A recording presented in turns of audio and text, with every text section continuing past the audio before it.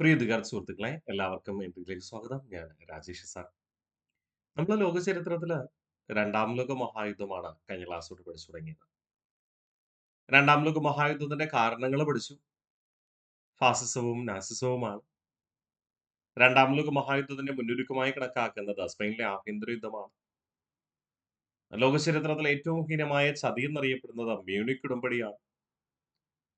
ഫാസിസത്തെയും നാസിസത്തെയും പ്രത്യക്ഷമായും പരോക്ഷമായും അനുകൂലിക്കുന്ന നിലപാട് ബ്രിട്ടനും ഫ്രാൻസും ഉൾപ്പെടെയുള്ള മുതലാളിത്ത രാജ്യങ്ങൾ സ്വീകരിച്ചിരുന്നു. ഇതാണ് പ്രീണന നയം എന്ന പേരിൽ അറിയപ്പെടുക. എന്നാൽ ജർമ്മനി രഹസ്യമായി യൂറോപ്യൻ രാജ്യങ്ങളെല്ലാം ആക്രമിക്കുന്നതിന് വേണ്ടിയിട്ട് പദ്ധതികൾ തയ്യാറാക്കി. അതാണ് പിൽക്കാലത്ത് യുദ്ധത്തിലേക്ക് നയിക്കുക. ബ്രിട്ടൻ ഫ്രാൻസും ജർമ്മനിക്കെതിരെ യുദ്ധം പ്രഖ്യാപിച്ചത് 1939 സെപ്റ്റംബർ മാസം 3-ാം തീയതി. യൂറോപ്പിൽ യുദ്ധം പൂർണ്ണമായി അവസാനിച്ചത് 1945 മെയ് 11-ാം തീയതി. ശരിയല്ലേ? ചെക്കോസ്ലോവാക്യ മോചിക്കപ്പെട്ടതോടുകൂടി. രണ്ടാം ലോക മഹായുദ്ധത്തിൽ ആദ്യം കീഴടങ്ങിയത് ഇറ്റലിയാണെങ്കിൽ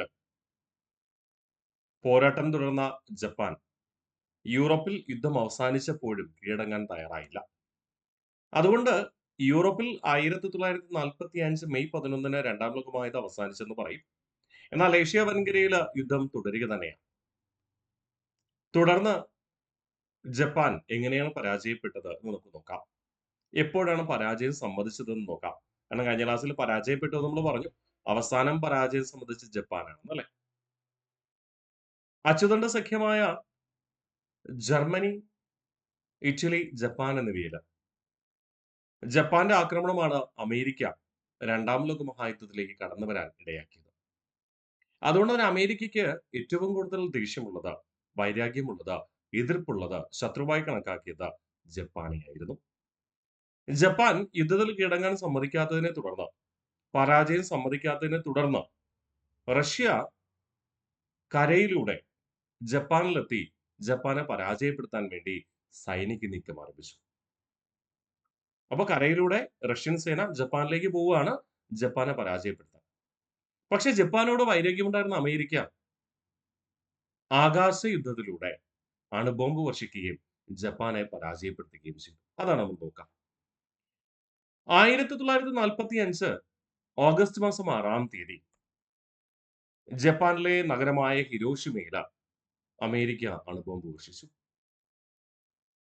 ആ അണുബോംബിന് നൽകിയ വിശേഷണം ലിറ്റിൽ ബോയ് എന്നായിരുന്നു. അഥവാ മറ്റൊരു പേര്, നിക് നെയിം, ഓമന പേര് ലിറ്റിൽ ബോയ് എന്നായിരുന്നു. അതായത് ചെറിയൊരു സാമ്പിളാണ്. ഇനിയെങ്കിലും പരാജയം സമ്മതിക്കും. എന്നാൽ ജപ്പാൻ ലിറ്റിൽ ബോയ് എന്ന സാമ്പിൾ എന്ന അർത്ഥത്തിൽ ലിറ്റിൽ ബോയ് എന്ന ഓമന പേര് നൽകി.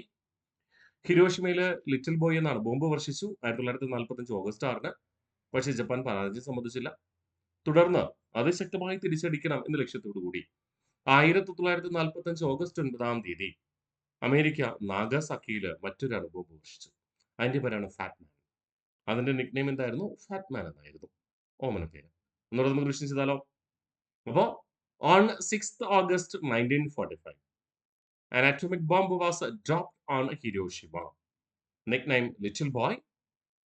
This is a uranium type atom bomb. Uranium type atom bomb. On 9th August 1945, an atomic bomb was dropped on Nagasaki. Nickname Fat Man. Okay, like this is a plutonium type bomb. Plutonium type atom bomb. PSC important ആണ്, date important ആണ്. PSC ചോദിക്കാറുണ്ട് Hiroshima ദിനമായി ആചരിക്കുന്നതെന്ന് August 6, നാഗാസാക്കി ദിനമെന്ന് August 9. അത് ഈ അണുബോംബ് വർഷിച്ചതിന്റെ ഫലമായി സാധാരണക്കാരായ ജനങ്ങൾ പോലും കൊല്ലപ്പെട്ടു എന്നതുകൊണ്ടാണ്. ഇമ്പോർട്ടന്റ് ആണ്. അപ്പോൾ on 6th August 1945, an atomic bomb was dropped on Hiroshima. It is nicknamed Little Boy. This is a uranium type atom bomb. On 9th August 1945, an atomic bomb was dropped on Nagasaki. Its nickname Fat Man. This is a plutonium type atom bomb. Set ആണേ. അപ്പോൾ സാധാരണക്കാരെ ഒട്ടനവധി ജനങ്ങള് ഹിരോഷിമയിലും നാഗാസാക്കിയിലും കൊല്ലപ്പെട്ടു. നമുക്കറിയാം ആണവ വികിരണം എന്ന് പറയുന്നത് സ്ഫോടനം അവസാനിക്കുമ്പോൾ അസ്തമിക്കുന്നതല്ല. ഇന്നും ആണവ വികിരണം വളരെ കൂടുതലാണ് ഹിരോഷിമയിലും നാഗാസാക്കിയിലും. ആ ബോംബ് വർഷിച്ചതിന്റെ പ്രകമ്പനം ഇന്നും തുടരുന്നു. ആണവ വികിരണം ഇപ്പോഴും തുടരുന്നു. അതുകൊണ്ട് ഇന്ന് പുതുതായി ജനിച്ചു വീഴുന്ന ഒരു കുട്ടി പോലും ആണവ വികിരണങ്ങളാൽ ഉണ്ടാകാവുന്ന പല അസുഖങ്ങളും പേറിയാണ് ജനിച്ചു വീഴുന്നത്. സാധാരണക്കാരായ ജനങ്ങൾ മനുഷ്യാവകാശത്തിന്റെ ഏറ്റവും നഗ്നമായ ലംഘനമായിട്ടാണ് ഈ ഹിരോഷിമയിലെയും നഗാസാക്കിയിലെയും അണുബോംബ് വർഷത്തെ ചരിത്രകാരന്മാർ കണക്കാക്കുക. അതുകൊണ്ട് ഇന്നും അവിടെ ജനിച്ചു വീഴുന്ന ഒരു പിഞ്ചുകുട്ടി പോലും ഇതിന്റെ ദുരന്തം പേറിയാണ് ജീവിക്കുക. ഹിരോഷിമയിലും നാഗാസാക്കിയിലും ആണവ ദുരന്തം പേറി ജീവിക്കുന്ന മനുഷ്യർ ഹിബാകുഷകൾ എന്നാണ് അറിയപ്പെടുക. Hibakusha. Okay. The survivors of lived through the atomic disaster in Hiroshima and Nagasaki are called ഹിബാകുഷ. ആ വാക്ക് മറക്കരുത്, ഹിബാകുഷ. ആണവ ദുരന്തം പേറി ജീവിക്കുന്ന നാഗാസാക്കിയിലെയും ഹിരോഷിമയിലെയും ജനങ്ങൾ അറിയപ്പെടുന്നതാണ് ഹിബാകുഷകൾ. ഒടുവിൽ ജപ്പാൻ കീഴടങ്ങാൻ സമ്മതിച്ചു. On 14th August 1945, Japan announced its willingness to surrender. A willingness to surrender. ആ വാക്ക് ഇമ്പോർട്ടൻ്റ്. ജപ്പാൻ കീഴടങ്ങാൻ സന്നദ്ധത അറിയിച്ചത് 1945 ഓഗസ്റ്റ് മാസം 14 എന്നാൽ ഔദ്യോഗികമായി ജപ്പാൻ കീഴടങ്ങിയതെന്ന 1945 സെപ്റ്റംബർ 2. ജർമ്മനിക്കെതിരെ ബ്രിട്ടനും ഫ്രാൻസും യുദ്ധം പ്രഖ്യാപിച്ചതെന്നായിരുന്നു. യുദ്ധം പ്രഖ്യാപിച്ചെങ്കിലും 1940 ഏപ്രിലോട്ടാണ് യുദ്ധം നടന്നത്. എങ്കിലും യുദ്ധം പ്രഖ്യാപിച്ചതെന്ന 1939 സെപ്റ്റംബർ മാസം 3 ആയിരുന്നു. ശരിയല്ലേ? 1939 സെപ്റ്റംബർ മാസം 1 ജർമ്മനി പോളണ്ടിനെ ആക്രമിച്ചു. ജർമ്മനി പോളണ്ടിനെ ആക്രമിക്കുകയാണ്. അതേ തുടർന്ന് ബ്രിട്ടനും ഫ്രാൻസും 1939 സെപ്റ്റംബർ 3 ജർമ്മനിക്കെതിരെ യുദ്ധം പ്രഖ്യാപിച്ചു. എന്നാൽ യുദ്ധമൊന്നും നടന്നില്ല. യുദ്ധം ആരംഭിക്കുന്നത് 1940 ഏപ്രിൽ മാസം മുതലാണ് ഔദ്യോഗികമായി നമ്മുടെ ബ്രിട്ടനും ഫ്രാൻസും ജർമ്മനി ആക്രമിച്ചു തുടങ്ങുക. ശരിയല്ലേ? എങ്കിലും യുദ്ധം പ്രഖ്യാപിച്ചതെന്ന 39 സെപ്റ്റംബർ 3 അതുകൊണ്ട് രണ്ടാം ലോകമഹായുദ്ധം എന്ന് ആരംഭിച്ചതായിട്ട് കണക്കാക്കും 39 സെപ്റ്റംബർ 3 എന്ന് അവസാനിക്കുന്നേ 1945 സെപ്റ്റംബർ 2. കൃത്യമായി പറഞ്ഞാൽ 6 വർഷക്കാലം നീണ്ടു നിന്നു. ശരിയല്ലേ? രണ്ടാം ലോക മഹായുദ്ധം കൃത്യമായി പറഞ്ഞാൽ 6 വർഷക്കാലം, കൃത്യം 6 വർഷക്കാലം നീണ്ടു. നടക്കില്ലല്ലോ? ഗഡ്. അപ്പോൾ ഒന്നുകൂടെ നമുക്ക് റിവിഷൻ ചെയ്യാം. The survivors of lived through the atomic disaster in Hiroshima and Nagasaki are called Hibakusha. On 14th August 1945, Japan announced its willingness to surrender. Official surrender on 2nd September 1945. Rulers during the war period. രണ്ടാം ലോക മഹായുദ്ധ കാലഘട്ടത്തെ പ്രധാന രാജ്യങ്ങളും അവിടുത്തെ ഭരണാധികാരികളും.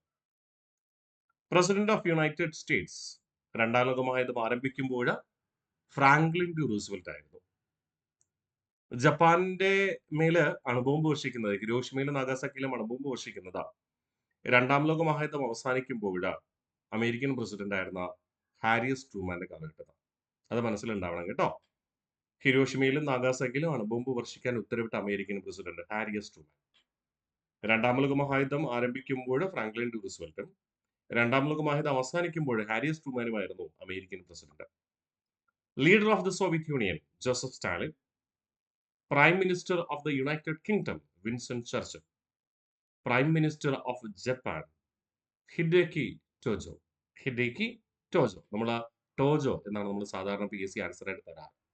പൂർണ്ണമായ പേര് നമ്മളിവിടെ പറയുന്നു ഹിഡേക്കി ടോജോ. ഈ ടോജോ എന്ന് പറയുന്ന ജപ്പാൻ പ്രധാനമന്ത്രി ആദ്യമേ യൂറോപ്പിൽ യുദ്ധം അവസാനിച്ചപ്പോൾ കീഴടങ്ങാൻ സമ്മതിച്ചിരുന്നുവെങ്കിൽ നാഗാസാക്കിയിലും ഹിരോഷിമയിലും അണുബോംബ് വർഷണം ഉണ്ടാവുമായിരുന്നില്ല. ജപ്പാൻ അമേരിക്കയുടെ പേൾ ഹാർബർ തുറമുഖം ആക്രമിക്കാതിരുന്നിരുന്നുവെങ്കിൽ ഇങ്ങനെയൊരു ദാരുണ സംഭവം ഉണ്ടാകുമായിരുന്നില്ല. അതുകൊണ്ട് തന്നെ ജപ്പാൻ പ്രധാനമന്ത്രി ഈ രണ്ടാം ലോക മഹായുദ്ധത്തിൽ അതിന്റെ തീവ്രത വർദ്ധിപ്പിക്കാൻ കാരണക്കാരനായ വ്യക്തിയാണ്. അപ്പോൾ അതുകൊണ്ട് നമുക്ക് റിവിഷൻ ചെയ്യാം. Rulers during the second world war. President of the United States Franklin D. Roosevelt and Harry Truman. Leaders of the Soviet Union Joseph Stalin.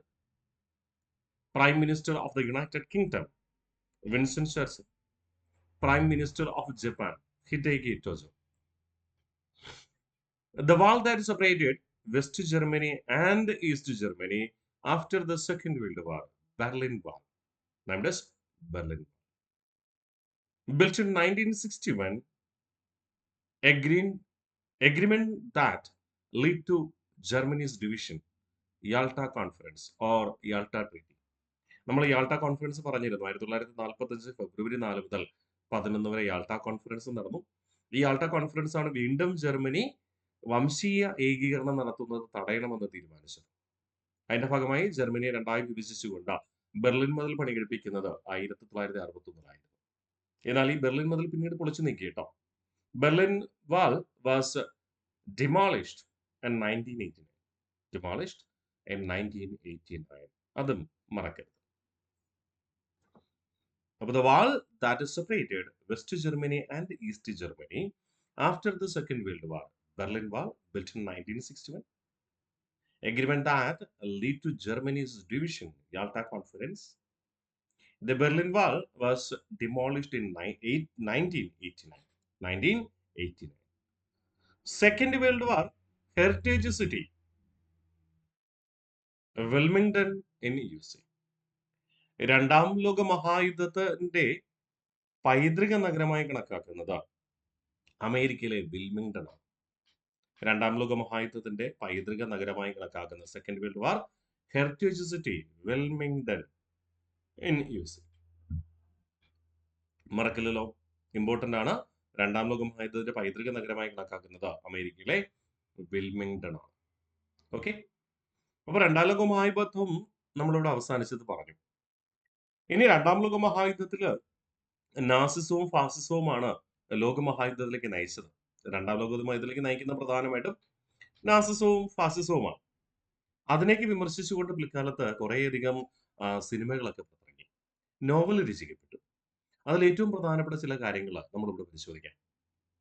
സ്പെയിനിലെ ആഭ്യന്തര യുദ്ധം ചിത്രീകരിക്കുന്ന ഗുർണിക്ക എന്ന ചിത്രം വരച്ചത് പാബ്ലോ പിക്കാസോ ആണ്, നമ്മൾ പറഞ്ഞു അല്ലെ. നമ്മൾ ഇനി ഇവിടെ പറയാൻ പോകുന്നത് പ്രധാനപ്പെട്ട 3 സിനിമകളും കൂടാതെ ഒരു നോവലും. ഏറെ പ്രാധാന്യമുണ്ട് PSC പരീക്ഷകളിൽ. നോക്കാം. The great dictator, directed by Charlie Chaplin. PSC സ്ഥിരം ചോദിക്കുന്ന ഒരു ചോദ്യമാണ്. നാസികളുടെ ക്രൂരതയെക്കുറിച്ച് അല്ലെങ്കിൽ നാസിസത്തിനെ എതിർത്തുകൊണ്ട് പ്രശസ്ത കൊമേഡിയൻ ചാർലി ചാപ്ലിൻ സംവിധാനം ചെയ്ത സിനിമ ഏതാ? The great dictator. The bridge on the river Kwai എന്ന സിനിമ സംവിധാനം ചെയ്തത് ഡേവിഡ് ലെയ്ൻ. രണ്ടാം ലോക മഹായുദ്ധത്തെ ആസ്പദമാക്കിക്കൊണ്ട്, രണ്ടാം ലോക മഹായുദ്ധത്തെ പശ്ചാത്തലമാക്കിക്കൊണ്ട് ഡേവിഡ് ലെയ്ൻ സംവിധാനം ചെയ്തത് the bridge on the river കായ്. ഷിൻലേഴ്സ് ലിസ്റ്റ് നമ്മൾ പറഞ്ഞല്ലോ, നമ്മൾ നേരത്തെ പറഞ്ഞിട്ടുണ്ട്. സ്റ്റീവൻ സ്പീൽബർഗ് സംവിധാനം ചെയ്ത ഷിൻലേഴ്സ് ലിസ്റ്റ് ജൂത കൂട്ടക്കൊല, ഹോളോകോസ്റ്റിനെ കുറിച്ചാണ് പരാമർശിക്കുക. അത് നമ്മൾ ആൾറെഡി പഠിച്ചതാണ്. അപ്പോൾ പുതുതായിട്ട് നമ്മൾ 2 കാര്യങ്ങളെ പഠിക്കുന്നു.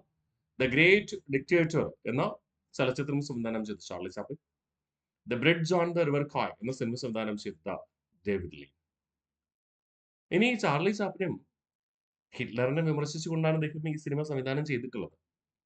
ഹിറ്റ്ലർ തമ്മിലൊരു ബന്ധമുണ്ട്. ചാർലി ചാപ്ലിനും ഹിറ്റ്ലറും ജനിച്ചത് ഒരേ വർഷമാണ്. ചാർലി ചാപ്ലിൻ ജനിച്ചത് 1889 ഏപ്രിൽ മാസം 16-ാം തീയതിയാണ്. ലോകത്തെ ഒട്ടാകെ ചിരിപ്പിച്ച ചാർലി ചാപ്ലിൻ ജനിച്ചത് 1889 ഏപ്രിൽ മാസം 16-ാം തീയതി. ലോകത്തെ ഒട്ടാകെ വിറപ്പിച്ച അഡോൾഫ് ഹിറ്റ്ലർ ജനിച്ചത് 1889 ഏപ്രിൽ മാസം 20-ാം തീയതി. 1889 കുറേയധികം പേര് ജനിച്ചിട്ടുണ്ട് കേട്ടോ. എങ്കിലും ഏറ്റവും പ്രധാനം ഇവരാണ്. ഇന്ത്യയെ സംബന്ധിച്ച് നെഹ്റു ജനിക്കുന്ന 89-ലാണ്. ഇന്ത്യൻ സ്വാതന്ത്ര്യ സമര ചരിത്രത്തിലെ ഏറ്റവും പ്രായം കുറഞ്ഞ രക്തസാക്ഷി ഖുദ്റാം ബോസ് ജനിക്കുന്നത് 89-ലാണ്. എങ്കിലും ഞാൻ ഒരു കൗതുകപരമായ കാര്യം നിങ്ങളോട് ഷെയർ ചെയ്യുന്നതാണ്. ചാർലി ചാപ്ലിനും ഹിറ്റ്ലറും കാലഘട്ടത്ത് ആശയപരമായി ഏറ്റുമുട്ടിയ 2 വ്യക്തികളാണ്. ആ 2 പേരും ജനിക്കുന്നത് ഒരേ വർഷമാണ് എന്നതാണ് യാഥാർത്ഥ്യം. കേവലം 4 ദിവസത്തിന്റെ ഡിഫറൻസ് ആണ്. ഓക്കെ, അത് കാണാതെ പഠിക്കേണ്ട, ജസ്റ്റ് ഒരു ഇൻഫർമേഷൻ എന്ന രീതിയിൽ നിങ്ങൾക്ക് ഷെയർ ചെയ്താണ് കേട്ടോ. അപ്പോൾ ദ ഗ്രേറ്റ് ഡിക്റ്റേറ്റർ എന്ന സിനിമ സംവിധാനം ചെയ്തത് Charlie Chaplin, the bridge on the river Kwai എന്ന സിനിമ സംവിധാനം ചെയ്ത ഡേവിഡ് ലിൻ. ഷിൻലേഴ്സ് ലിസ്റ്റ് ജൂതക്കൂട്ടങ്ങളെക്കുറിച്ച് പരാമർശിക്കുന്ന ഷിൻലേഴ്സ് ലിസ്റ്റ് എന്ന സിനിമ സംവിധാനം ചെയ്തത് സ്റ്റീവൻ സ്പീൽബർഗ്. ഗുർണിക്ക എന്ന ചിത്രം വരച്ചത് പാബ്ലോ പിക്കാസോ ആണെന്ന് നമുക്കറിയാം. പിന്നെ for whom the bell tolls, മണിമുഴങ്ങുന്നത് ആർക്ക് വേണ്ടി എന്ന novel Ernest Hemingway. For whom the bell tolls, മണിമുഴങ്ങുന്നത് ആർക്ക് വേണ്ടി. രണ്ടാം ലോക മഹായുദ്ധത്തെ ആസ്പദമാക്കി മണിമുഴങ്ങുന്നത് ആർക്ക് വേണ്ടി, for whom the bell tolls എന്ന നോവൽ രചിച്ചത് ഏണസ്റ്റ് ഹെമിംഗ്വേ. സെറ്റാണ്. ഇത്രയും മറക്കില്ലല്ലോ. ഗഡ്. അപ്പൊ മറക്കരുത്, ഇത്രയും കൃത്യമായി പഠിച്ചുറപ്പിക്കണം. അപ്പൊ യുദ്ധവും കലാസൃഷ്ടികളും നമ്മൾ ഇവിടെ പഠിച്ചു. ഇനി രണ്ടാം ലോക മഹായുദ്ധത്തിന്റെ അനന്തരഫലങ്ങൾ എന്തൊക്കെയായിരിക്കും ഒന്ന് ചിന്തിച്ചു നോക്കി. ഒന്നാം ലോക മഹായുദ്ധാനന്തരം സംഭവിച്ചതുപോലെ തന്നെ ഇവിടെയും സംഭവിച്ചു. യൂറോപ്യൻ രാജ്യങ്ങളാണ് പ്രധാന യുദ്ധം ചെയ്തിരുന്നത്. പ്രധാന യുദ്ധ മേഖല ഇവിടെയാണ്, യൂറോപ്പ് തന്നെയാണ്. ഈ യൂറോപ്യൻ സമ്പദ് വ്യവസ്ഥ തകർന്നു തരിപ്പണമായി. രണ്ട് ധ്രുവീയ ശക്തികൾക്ക് രൂപം കൊണ്ടു. മുതലാളിത്ത ശരിക്ക് അമേരിക്കൻ നേതൃത്വം നൽകി, സോഷ്യലിസ്റ്റ് ശരിക്ക് USSR. അങ്ങനെ അമേരിക്കയുടെ റഷ്യയുടെ നേതൃത്വത്തിൽ രൂപം കൊണ്ട ഈ രണ്ട് ചേരി കാരണം പിൽക്കാലത്ത് ശീതസമരം ആരംഭിച്ചു. അറ്റ്ലാന്റിക് ചാർട്ടർ പ്രകാരം, അറ്റ്ലാന്റിക് ചാർട്ടർ ആൾറെഡി ഒപ്പുവെച്ചല്ലോ ബ്രിട്ടനും അമേരിക്കയും തമ്മിൽ 41. അറ്റ്ലാന്റിക് ചാർട്ടറിന്റെ ചർച്ചയുടെ അടിസ്ഥാനത്തിൽ പിൽക്കാലത്ത് ഐക്യരാഷ്ട്രസഭ എന്ന പുതിയ അന്തർദേശീയ സമാധാന സംഘടന രൂപം കൊണ്ടു. എന്തിനു പകരമായി? ലീഗ് ഓഫ് നാഷൻസിന് പകരമായി. അമേരിക്കയും റഷ്യയും, അതായത് USSRഉം യൂറോപ്യൻ രാജ്യങ്ങളോട് കോളനികൾക്ക് സ്വാതന്ത്ര്യം നൽകണമെന്ന് ആവശ്യപ്പെട്ടു. കാരണം അമേരിക്കയും കോളനിവൽക്കരണത്തിനെതിരാണ്. കാരണം കോളനിവൽക്കരണത്തിന്റെ ദുരന്തം പേറിയ ഒരു ജനതയാണ് അമേരിക്കൻ ജനത. അതുകൊണ്ട് കോളനിവൽക്കരണത്തിനെതിരായിരുന്നു അമേരിക്ക. സോഷ്യലിസ്റ്റ് ചിന്താഗതി പ്രചരിപ്പിക്കുന്ന USSRമോ സാമ്രാജ്യത്വത്തിന്, കോളനിവൽക്കരണത്തിനെതിരെ തന്നെയാണ്. അതുകൊണ്ട് USSRന്റെ അമേരിക്കയുടെ നിർദ്ദേശപ്രകാരം യൂറോപ്യൻ രാജ്യങ്ങൾ അവയുടെ കീഴിലുള്ള എല്ലാ കോളനികൾക്കും സ്വാതന്ത്ര്യം നൽകാൻ തീരുമാനിച്ചു. അങ്ങനെ ഇന്ത്യക്കും സ്വാതന്ത്ര്യം കിട്ടി എന്നതാണ് യാഥാർത്ഥ്യം. ഏഷ്യയിലും ആഫ്രിക്കയിലുമാണ് യൂറോപ്യൻ രാജ്യങ്ങൾ കോളനി സ്ഥാപിച്ചത്. അതുകൊണ്ട് തന്നെ യൂറോപ്പിലെയും ഏഷ്യയിലുള്ള മിക്കവാറും എല്ലാ കോളനി രാജ്യങ്ങളെയും രണ്ടാം ലോക മഹായുദ്ധാനന്തരം സ്വതന്ത്രമായി കാണാൻ നമുക്ക് കഴിഞ്ഞു. ഇതാണ് പ്രധാനമായിട്ട് രണ്ടാം ലോക മഹായുദ്ധാനന്തരം ഉണ്ടായ ഫലം. സാമ്പത്തിക അരക്ഷിതാവസ്ഥ ഉണ്ടായി എന്ന കാര്യം ഓർമ്മിക്കുക. Okay, good. അപ്പോൾ consequences of world war. Second world war. The European economy collapsed. Rise of the United States and Soviet Union leading the Cold War. Formation of the United Nations, അത് നമ്മൾ പ്രത്യേകിച്ച് വിശദമായി തന്നെ പഠിക്കണം. Beginning of decolonisation process. Decolonisation process, അപകോളനീകരണം. Colonies in Asia and Africa became independent. ആഫ്രിക്കയിലെയും ഏഷ്യയിലെയും കോളനികൾ സ്വതന്ത്രമായി. മറക്കില്ലല്ലോ. The European economy collapsed. Rise of United States and Soviet union leading to the Cold War. Formation of the United Nations. Beginning of decolonization process. Colonies in Asia and Africa became independent. സെറ്റാണ്. ഇനി ഒന്നാം ലോക മഹായുദ്ധാനന്തരം പ്രഖ്യാപിക്കപ്പെടുകയും രണ്ടാം ലോക മഹായുദ്ധാനന്തരം രൂപീകരിക്കപ്പെടുന്ന ഒരു രാജ്യത്തെ കുറിച്ചാണ് നമ്മൾ പറയുന്നത്. അതിനു മുമ്പ് എന്തുകൊണ്ട് നമ്മൾ രണ്ടാം ലോക മഹായുദ്ധത്തോട് ചേർത്ത് പറയുന്നു എന്നതിന്റെ കാര്യം കൂടെ ഞാൻ പറയാം. രണ്ടാം ലോക മഹായുദ്ധത്തിലേക്ക് ലോകത്തെ നയിച്ചത് ജർമ്മനിയാണ്. ജർമ്മനിയുടെ പ്രവൃത്തികളാണ്. ജർമ്മനിയുടെ പ്രധാന പ്രവൃത്തി എന്തായിരുന്നു? തങ്ങളാണ് ആര്യന്മാർ, തങ്ങളാണ് ലോകത്തെ ഭരിക്കേണ്ടത്. അതുകൊണ്ട് തന്നെ മറ്റൊരു ജനവിഭാഗമായ, ജനവംശമായ യഹൂദരെ കൂട്ടക്കൊല ചെയ്തു, അല്ലെ? ആ യഹൂദരെ കൂട്ടക്കൊല ചെയ്തത്, ആ യഹൂദന്മാർ യൂറോപ്പിൽ ഒരു വംശമാണ്. അമേരിക്ക യഹൂദന്മാരാണെന്ന് ഞാൻ പറഞ്ഞു. ബ്രിട്ടനിൽ നിന്ന് കുടിയേറിയവരാണല്ലോ അമേരിക്കക്കാർ. അവര് അമേരിക്കയിലും യഹൂദന്മാരാണ് ഉള്ളത്. അപ്പൊ സ്വാഭാവികമായിട്ടും യഹൂദന്മാരെ കൂട്ടക്കൊല ചെയ്തത് അംഗീകരിക്കുവാൻ യൂറോപ്യൻ രാജ്യങ്ങൾക്കും അമേരിക്കയ്ക്കും കഴിഞ്ഞില്ല. എന്നാൽ യഹൂദന്മാർക്ക്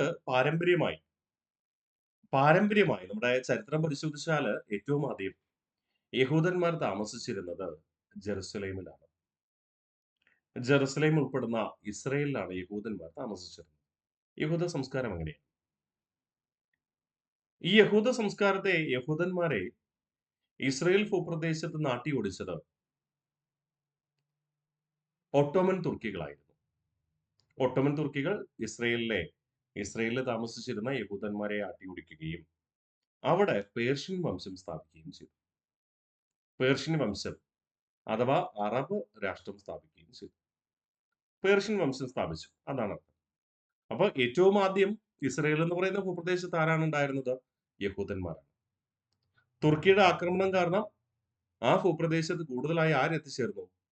പേർഷ്യൻ അഥവാ അറബ് വംശജരെത്തിച്ചേർന്നു. ഒന്നാം ലോക മഹായുദ്ധ കാലഘട്ടത്ത് നിങ്ങൾക്കറിയാം, ഈ ഒട്ടോമൻ തുർക്കികളെ ആര് പരാജയപ്പെടുത്തി? ബ്രിട്ടന്റെ നേതൃത്വമുള്ള സൈന്യം പരാജയപ്പെടുത്തി, അല്ലെ? ബ്രിട്ടനും ഫ്രാൻസും ചേർന്ന സഖ്യം ആരെ പരാജയപ്പെടുത്തി? തുർക്കിയെ പരാജയപ്പെടുത്തി. അങ്ങനെ തുർക്കിയുടെ അധീനതയിലുണ്ടായിരുന്ന ഇസ്രയേൽ ആർക്ക് കൈവശം കിട്ടി? ബ്രിട്ടനും ഫ്രാൻസിനും കിട്ടി. അവരാണല്ലോ വിജയിച്ചത്. അങ്ങനെ അവർ പ്രഖ്യാപിച്ചു യഹൂദന്മാർക്ക് വേണ്ടി ഒരു രാജ്യം സ്ഥാപിക്കും. ഒരു ബ്രിട്ടീഷ് നയതന്ത്രജ്ഞനാണ് അങ്ങനെ ഔദ്യോഗികമായി വിളംബരം ഉന്നയിച്ചത്. ഓക്കെ, അങ്ങനെ പ്രഖ്യാപനം ഉണ്ടായെന്ന് മാത്രം. പക്ഷെ പിന്നീടുണ്ടായ സാമ്പത്തിക അരക്ഷിതാവസ്ഥയും യൂറോപ്പിലെ സാമ്പത്തിക തകർച്ചയൊന്നും രാജ്യത്തിന്റെ രൂപീകരണത്തിലേക്ക് നയിച്ചില്ല. രണ്ടാം ലോക മഹായുദ്ധത്തിന് ശേഷം അന്നത്തെ പ്രഖ്യാപനം പ്രാബല്യത്തിൽ കൊണ്ടുവരിക. ഇസ്രായേൽ ഭൂപ്രദേശത്ത് നിന്ന് അറബ് വംശജരെ ഒഴിപ്പിക്കുകയും അവിടെ ഏറ്റവും ആദ്യം താമസിച്ചിരുന്ന യഹൂദർക്ക് വേണ്ടി ഔദ്യോഗിക മതം യഹൂദമതമായി അംഗീകരിക്കപ്പെട്ട ഒരു രാജ്യം സ്ഥാപിക്കുകയും ചെയ്തു. അതാണ് ഇസ്രയേൽ. ഓക്കെ, അവിടെ ഉണ്ടായിരുന്ന അറബ് വംശജരെ ന്യൂനപക്ഷമാക്കിക്കൊണ്ട് യഹൂദരെ കൊണ്ടുവന്ന് താമസിപ്പിച്ച് എന്ത് ചെയ്തു? യഹൂദ രാഷ്ട്രമായി ഇസ്രയേൽ സ്ഥാപിച്ചു. സംശയമുണ്ടാവരുത്, ലോകത്ത് ഏറ്റവും കൂടുതൽ യഹൂദന്മാരുള്ള രാജ്യം ഇസ്രയേലൊന്നുമല്ല. ലോകത്ത് ഏറ്റവും കൂടുതൽ യഹൂദന്മാരുള്ളത് അമേരിക്കയാണ്. ഔദ്യോഗിക മതം യഹൂദ മതമായിട്ടുള്ള രാജ്യമാണ് ഇത് ഇസ്രയേൽ എന്ന് പറയുക. ആ ഇസ്രയേലിന്റെ രൂപീകരണത്തെ കുറിച്ച് നമ്മൾ ഇനി പഠിക്കണം. ഓക്കെ, നമുക്ക് നോക്കാം. സിയോണിസ്റ്റ് മൂവ്മെന്റ് അഥവാ സയനിസ്റ്റ് മൂവ്മെന്റ് എന്നൊക്കെ നമ്മൾ പറയാറുണ്ട്. സയനിസ്റ്റ് അഥവാ Zionist movement aim to establish a homeland or state. State എന്ന് ഉദ്ദേശിക്കുന്ന രാജ്യമാണ് കേട്ടോ. Homeland or state for the Jewish people. യൂറോപ്പിലെ ഒട്ടനവധി രാജ്യങ്ങളിൽ യഹൂദന്മാരാണ് ഉള്ളത്. പക്ഷേ യഹൂദന്മാർക്ക് വേണ്ടി പ്രത്യേകിച്ച് ഒരു രാജ്യം രൂപീകരിക്കണം എന്നൊരു കാഴ്ചപ്പാട്. The idea gained prominence in the 19th century. 19ാം നൂറ്റാണ്ടിൽ പ്രചരിക്കപ്പെട്ട ഒരു പ്രധാന ആശയമായിരുന്നു സയനിസ്റ്റ് മൂവ്മെന്റ് അഥവാ Zionist movement. Founder of the modern Zionist movement Theodor Herzl. ഈ 19ാം നൂറ്റാണ്ടില് യഹൂദന്മാർക്ക് വേണ്ടി പ്രത്യേക രാജ്യമായി ഇസ്രയേൽ സ്ഥാപിക്കണം എന്ന ആശയം പ്രചരിപ്പിച്ചത് തിയോഡർ ഹെർഷൽ എന്ന പത്രപ്രവർത്തകനായിരുന്നു. അദ്ദേഹത്തിന്റെ പ്രസിദ്ധമായ ഒരു പുസ്തകത്തിലാണ് ഇതിനെക്കുറിച്ച് പറയുക. ആ പുസ്തകത്തിന്റെ പേര് ദ ജൂയിഷ് സ്റ്റേറ്റ് എന്നായിരുന്നു. ജൂയിഷ് സ്റ്റേറ്റ് എന്ന പുസ്തകം പ്രസിദ്ധീകരിക്കുന്നത് 1896-ലാണ്. അതുകൊണ്ടാണ് നമ്മൾ പറഞ്ഞേ സിയോണിസ്റ്റ് മൂവ്മെന്റ് എന്ന ആശയം പ്രചരിക്കപ്പെട്ടത് എത്രാം നൂറ്റാണ്ടിലാണ്? 19th century, 19ാം നൂറ്റാണ്ടിലാണ്. The territory of Palestine, which had been under the Ottoman Empire, അതായത് തുർക്കി ഭരണാധികാരികളെ നമ്മൾ ഒട്ടോമൻ സാമ്രാജ്യം എന്ന് വിളിക്കാം. The territory of Palestine, which had been under the Ottoman Empire, came under the control of United Kingdom after the First World War. ഒന്നാം ലോക മഹായുദ്ധാനന്തരം ഈ ഭൂപ്രദേശത്തിന്റെ അധികാരം ആര് കൈയടക്കി? ബ്രിട്ടീഷുകാർ കൈയടക്കി. Okay, the territory of Palestine, which had been under Ottoman Empire or Turkish Empire, came under the control of United Kingdom after the First World War. The declaration that a Jewish national home would be established in Palestine was made by Arthur Balfour. English നയതന്ത്രജ്ഞനായ Arthur Balfour 1917 ഒരു പ്രഖ്യാപനം നടത്തി. ജൂതന്മാർക്ക് വേണ്ടി മാത്രമായി ഒരു പ്രത്യേക രാഷ്ട്രം എവിടെ രൂപീകരിക്കും? പാലസ്തീൻ ഭൂപ്രദേശത്ത് രൂപീകരിക്കും. അപ്പൊ പാലസ്തീൻ ഭൂപ്രദേശത്ത് ഒരു ജൂതരാഷ്ട്രം രൂപീകരിക്കുമെന്ന് ആദ്യമായി പ്രഖ്യാപിച്ചത് ആർതർ ബാൽഫർ എന്ന ബ്രിട്ടീഷ് നയതന്ത്രജ്ഞൻ. ഏത് വർഷം? 1917. ഈ ഒരു പ്രഖ്യാപനത്തെ നമ്മൾ എന്തെന്ന് വിളിക്കാറുണ്ട്? ബാൽഫർ ഡിക്ലറേഷൻ എന്ന് വിളിക്കാറുണ്ട്. അതായത് PSC ചോദിക്കും, ഇങ്ങനെയാ ചോദിക്കുക, ഇസ്രായേൽ രാജ്യത്തിന്റെ രൂപീകരണത്തിന് കാരണമായ പ്രഖ്യാപനം എന്ത് പേരിൽ അറിയപ്പെടുന്നു? Balfour declaration. ഏത് വർഷം? 1915. ഇസ്രായേൽ എന്ന് പറയുന്ന യഹൂദ രാഷ്ട്രത്തിന്റെ രൂപീകരണത്തിന് ആദ്യമായി ആശയം ഉന്നയിച്ചത് ആര് എന്ന് ചോദിക്കും. അതിന്റെ ഉത്തരം എന്താ? Theodor Herzl. അദ്ദേഹത്തിന്റെ പുസ്തകം ദ ജൂയിഷ് സ്റ്റേറ്റ് എന്ന് പുറത്തിറങ്ങി? 1896 പുറത്തിറങ്ങി. അതാ ഇമ്പോർട്ടന്റ്. ഓക്കെ അല്ലേ? In 1948, Israel was established. In 1948, Israel was established as a Jewish state, making the Arab population in Palestine a minority. പാലസ്തീനിൽ ഏറ്റവും ആദ്യം ഉണ്ടായിരുന്ന യഹൂദന്മാർ തന്നെ. പിന്നീട് തുർക്കീഷ് സാമ്രാജ്യം ആക്രമിച്ച് കീഴ്പ്പെടുത്തിയപ്പോൾ ആ ഭൂപ്രദേശത്ത് അറബ് വംശജർ കുടിയേറി. തുടർന്ന് ബ്രിട്ടന്റെ നേതൃത്വത്തിൽ തുർക്കിയുടെ കീഴിലുണ്ടായിരുന്ന പാലസ്തീൻ ഭൂപ്രദേശം ഒന്നാം ലോക മഹായുദ്ധാനന്തരം ബ്രിട്ടൻ ഏറ്റെടുത്തു. ആ ഭൂപ്രദേശത്ത് 1948 ജൂത മതവിശ്വാസികൾക്ക് വേണ്ടി പ്രത്യേക രാഷ്ട്രം രൂപീകരിച്ചു. ജൂതന്മാരെ കൊണ്ടുവന്ന് താമസിപ്പിച്ച് പ്രത്യേക രാഷ്ട്രം രൂപീകരിച്ചു. അപ്പൊ അതുവരെ അവിടെ താമസിച്ചിരുന്ന അറബ് വംശജരെ ന്യൂനപക്ഷമാക്കിക്കൊണ്ട് എന്ത് രൂപീകരിക്കുക? ഇസ്രായേൽ രൂപീകരിക്കുക. ചുരുക്കി പറഞ്ഞാൽ പാലസ്തീൻ ഭൂപ്രദേശം സ്വന്തം രാജ്യമായി കണക്കാക്കിയിരുന്ന അറബ് വംശജര് ഇസ്രായേൽ എന്ന് പറയുന്ന യഹൂദ രാഷ്ട്രം രൂപീകരിക്കപ്പെട്ടതോടെ ഔദ്യോഗിക മതം ജൂതമതമായിട്ടുള്ള ഇസ്രായേൽ എന്ന രാഷ്ട്രം രൂപീകരിക്കപ്പെട്ടതോടുകൂടി എന്തായിട്ട് മാറി? അഭയാർത്ഥികളായിട്ട് മാറി. പാലസ്തീനിൽ താമസിച്ചിരുന്ന അറബ് വംശജർ ഇസ്രായേൽ എന്ന് പറയുന്ന യഹൂദ രാഷ്ട്രം രൂപീകരിച്ചതോടുകൂടി എന്തായിട്ട് മാറി? ന്യൂനപക്ഷമായി അഥവാ അഭയാർത്ഥികളായി മാറിയെന്നർത്ഥം. ഒന്നുകൂടെ നമുക്ക് റിവിഷൻ ചെയ്യാം. In 1948, Israel was established as a Jewish state, making the Arab population in Palestine as a minority. അപ്പോ ഈ പാലസ്തീൻ ഭൂപ്രദേശത്ത് ന്യൂനപക്ഷമായി മാറിയ അറബ് വംശജർക്ക് വേണ്ടി പ്രത്യേക രാഷ്ട്രം രൂപീകരിക്കണം. അതാണ് അടുത്ത നമ്മൾ പറയുന്നത്. Palestine liberation organisation PLO. Palestine liberation organisation PLO. Founder and leader Yasser Arafat. Formed on 28th May 1964. 1964 May മാസം 28-ാം തീയതിയാണ് PLO, പാലസ്തീൻ ലിബറേഷൻ ഓർഗനൈസേഷൻ രൂപീകരിക്കുക. എന്താണ് ലക്ഷ്യം? To create an independent homeland for Palestines who become refugees after the formation of Israel.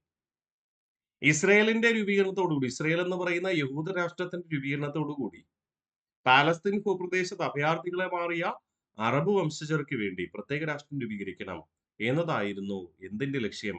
Palestine liberation ഓർഗനൈസേഷന്റെ ലക്ഷ്യം. പക്ഷേ Israel അതിന് അംഗീകാരം നൽകിയോ? ഇല്ല. അങ്ങനെ ഇസ്രായേലും പാലസ്തീനും തമ്മിൽ സംഘടനകളുണ്ടായി. സംഘടനകൾ തുടർന്ന് പോന്നു.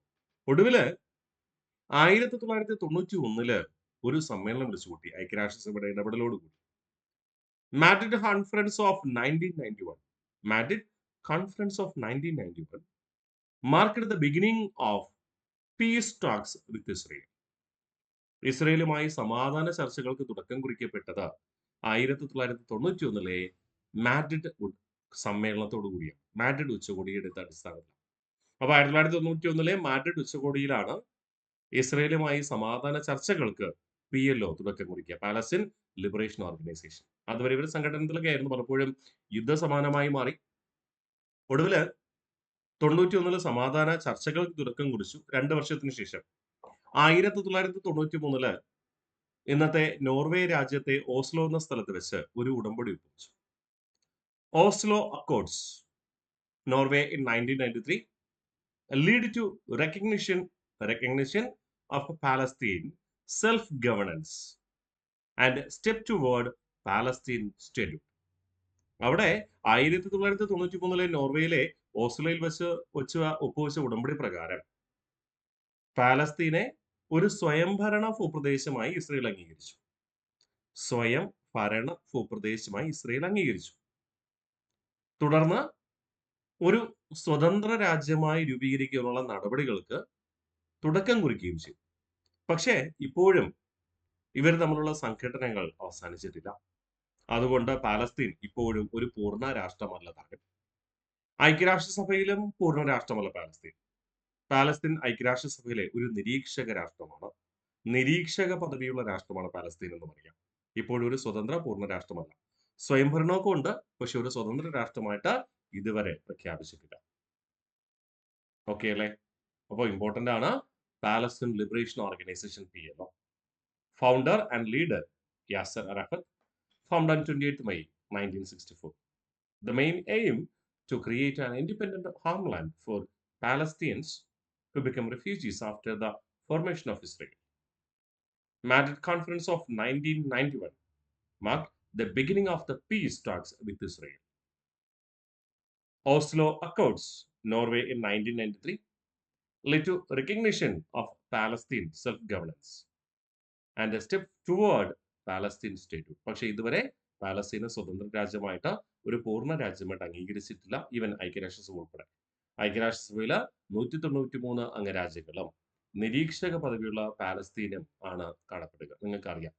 നമ്മൾ ഐക്യരാഷ്ട്രസഭ പഠിക്കുമ്പോൾ അതവിടെ പറയുകയും ചെയ്യും. അപ്പോൾ നമ്മൾ രണ്ടാം ലോക മഹായുദ്ധം അവസാനിച്ച കഥയിൽ രണ്ടാം ലോക മഹായുദ്ധത്തിന് ശേഷം രൂപീകരിക്കപ്പെട്ട ഇസ്രയേൽ എന്ന് പറയുന്ന രാജ്യത്തിന്റെ ചരിത്രവും ഇസ്രയേൽ രൂപീകരിക്കപ്പെട്ടതിന് ശേഷമുള്ള പാലസ്തീനിലെ അഭയാർത്ഥികളായി മാറിയ അറബ് വംശജരുടെ സ്വതന്ത്ര രാഷ്ട്രമെന്ന രൂപീകരണ ആവശ്യം പാലസ്തീൻ ലിബറേഷൻ ഓർഗനൈസേഷൻ ഒക്കെ പഠിച്ചു. ഇത്രയും കൃത്യമായി പഠിച്ചു വരിക. അടുത്ത ക്ലാസ്സിൽ ഒന്നാം ലോക മഹായുദ്ധത്തിന് ശേഷം രൂപം കൊണ്ട ആദ്യ സമാധാന സംഘടനയായ ലീഗ് ഓഫ് നാഷൻസിനെ കുറിച്ച് നമ്മൾ പഠിക്കും. ഓക്കെ, ലീഗ് ഓഫ് നാഷൻസ് വീണ്ടും ഒരു ലോക മഹായുദ്ധം ഉണ്ടാകുന്നത് തടയുക എന്ന ലക്ഷ്യത്തിന് വേണ്ടിയിട്ട് രൂപീകരിക്കപ്പെട്ട സംഘടനയാണ് ലീഗ് ഓഫ് നാഷൻസ്. പക്ഷേ ലീഗ് ഓഫ് നാഷൻസിൽ അംഗരാജ്യങ്ങൾക്ക് തന്നെ ഒരു പരസ്പര ഐക്യമില്ലാത്തത് കൊണ്ട് അത് പരാജയപ്പെട്ടു. ആ ലീഗ് ഓഫ് നാഷൻസ് കൃത്യമായി ഇടപെടാൻ കഴിയാത്തതാണ് എന്തിലേക്ക് നയിക്കുന്നത്? രണ്ടാം ലോക മഹായുദ്ധത്തിലേക്ക് നയിക്കുന്നത്. അതുകൊണ്ട് തന്നെ ലീഗ് ഓഫ് നാഷൻസ് പരാജയമായെന്ന് നമ്മൾ കണക്കാക്കുന്നത്. ലീഗ് ഓഫ് നാഷൻസിന്റെ പരാജയമാണ് രണ്ടാം ലോക മഹായുദ്ധത്തിലേക്ക് വഴിവെച്ചത്. പിന്നെ ലീഗ് ഓഫ് നാഷൻസിന്റെ അവിടെ പ്രവർത്തിച്ചുകൊണ്ട് വല്ല കാര്യമുണ്ടോ? ഇല്ല. അതുകൊണ്ട് രണ്ടാം ലോക മഹായുദ്ധ കാലഘട്ടത്തിൽ തന്നെ ബ്രിട്ടന്റെയും അമേരിക്കയുടെയും നേതൃത്വത്തിൽ അറ്റ്ലാന്റിക് ചാർട്ടർ ഒപ്പുവെച്ചത് പ്രകാരം പുതിയൊരു അന്താരാഷ്ട്ര സമാധാന സംഘടന രൂപീകരിക്കാൻ തീരുമാനിച്ചു. അതായിരുന്നു ഐക്യരാഷ്ട്രസഭയിലേക്ക് നയിക്കുക. നമ്മൾ അടുത്ത ക്ലാസ്സിൽ ലീഗ് ഓഫ് നാഷൻസ് പഠിക്കും. ആ ലീഗ് ഓഫ് നാഷൻസിനെ നമ്മൾ എന്തായി കണക്കാക്കും? ഐക്യരാഷ്ട്രസഭയുടെ മുൻഗാമി ആയിട്ട് കണക്കാക്കും. മനസ്സിലായോ? അപ്പോൾ ലീഗ് ഓഫ് നാഷൻസിന്റെ തുടർച്ചയാണ് ഐക്യരാഷ്ട്രസഭ എന്ന കാര്യം ദയവായി ഓർമ്മിക്കാം. അപ്പോൾ അടുത്ത ക്ലാസ്സിൽ കാണാം. Bye bye.